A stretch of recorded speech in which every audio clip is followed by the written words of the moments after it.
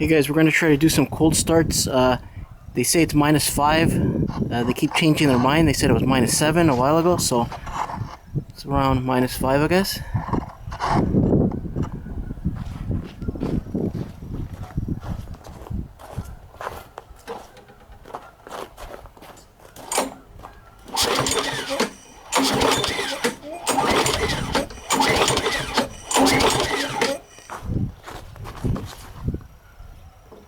The reason why it's leaking is I tilted it over and all of a sudden it started leaking gas.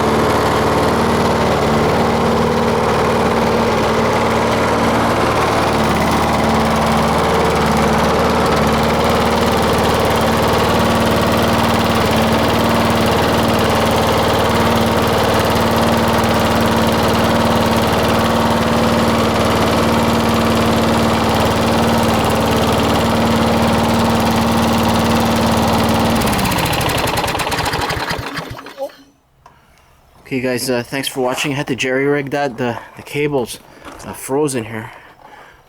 Okay, thanks for watching.